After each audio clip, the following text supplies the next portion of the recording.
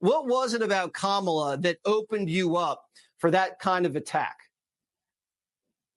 Really, Jesse, it was exposing her for her hypocrisy.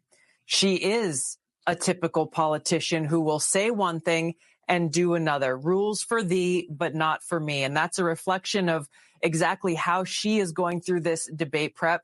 She's got her pollsters surrounding her. They're telling her word for word exactly the things that she needs to say, the lines she needs to memorize so that she can act and put on a big show in this debate. And it's such a huge contrast. You saw once she was confronted and challenged a little bit on her hypocrisy, she didn't respond very well. And I think that points to the big contrast that the American people will see in this upcoming debate.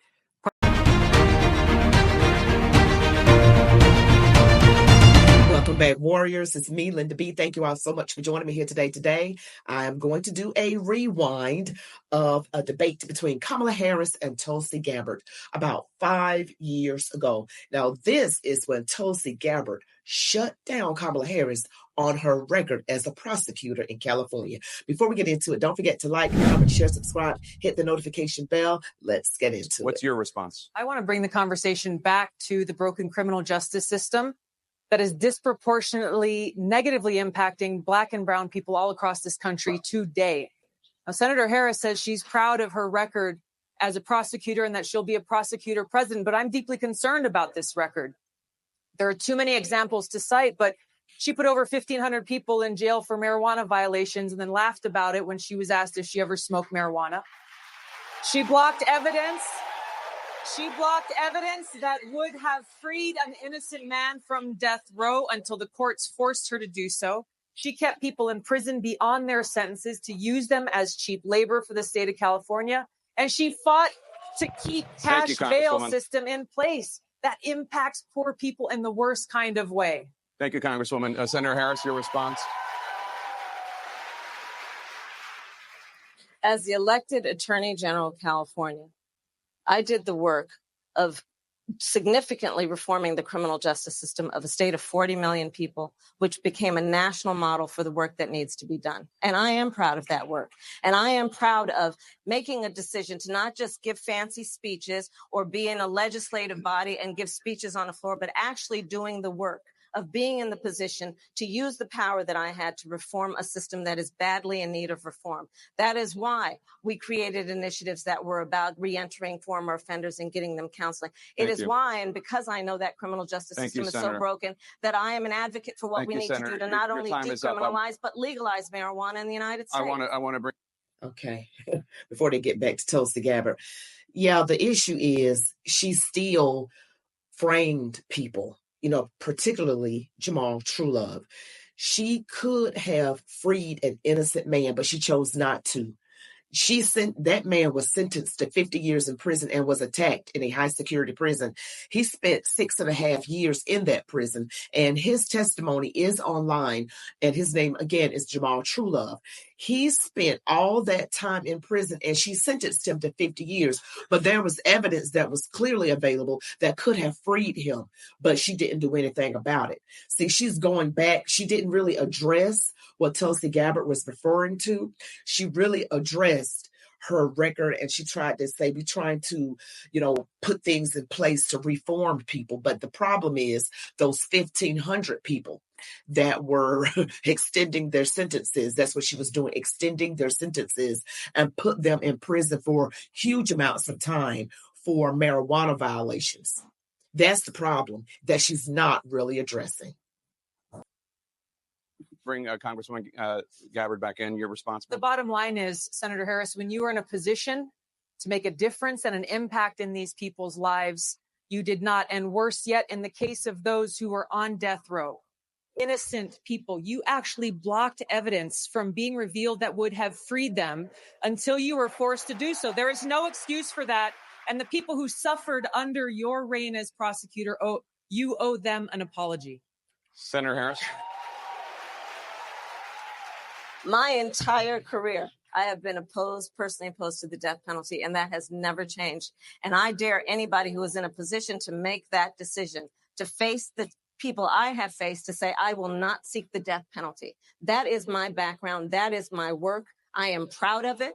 I think you can judge people by when they are under fire, and it's not about some fancy opinion on a stage, but when they're in the position to actually make a decision, what do they do? When I was in the position of having to decide whether or not to seek a death penalty on cases I prosecuted, I made a very difficult decision that was not popular to not seek the death penalty. History shows that, and I am proud of those decisions. Senator Harris, So that's still not, that's still not dealing with the people that she unfairly had prosecuted, that she over 1,500, if that's the number, I think that's the number that Tulsi Gabbard gave, that's still, and then framing people and putting them in prison and laughing about it.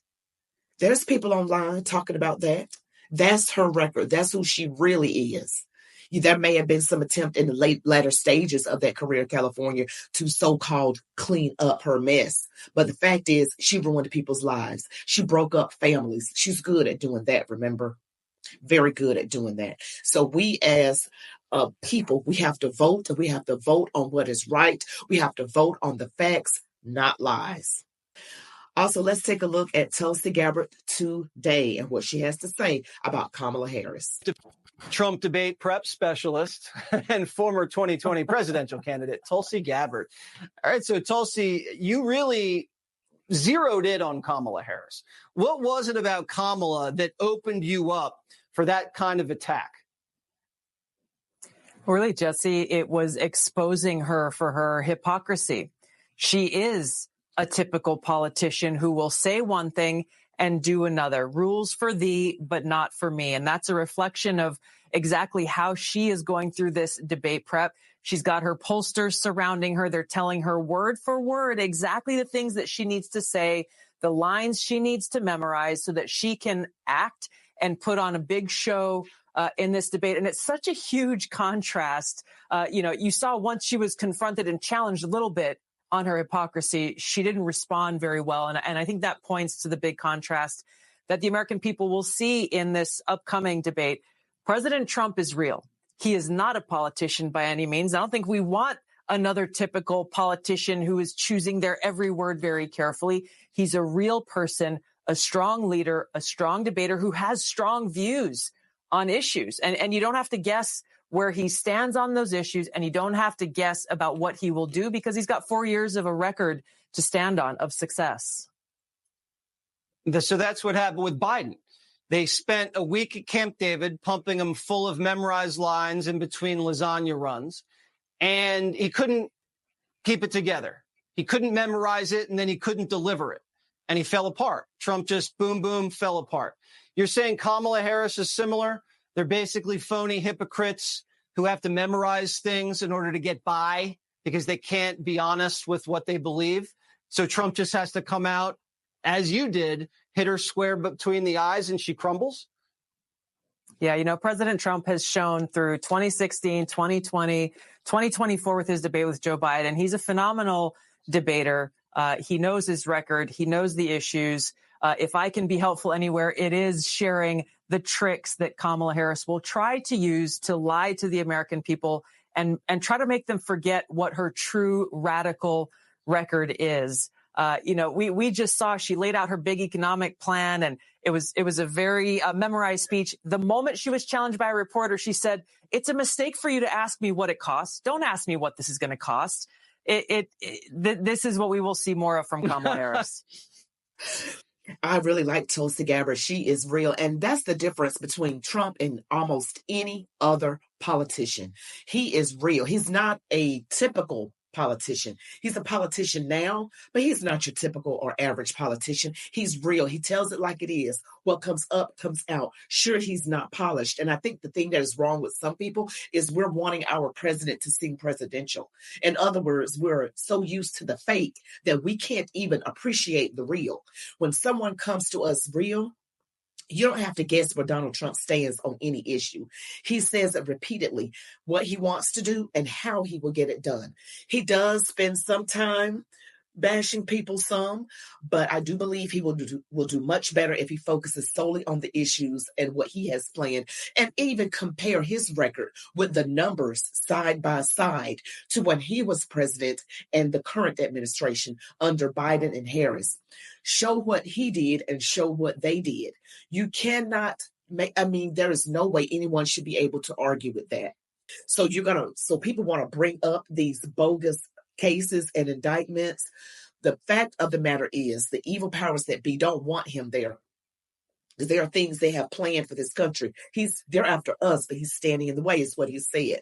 So we got to look at policy, not personality. I've said this over and over again. This is not a high school popularity contest. You saw how Tulsi Gabbard gave Kamala Harris a gut punch, and it was true.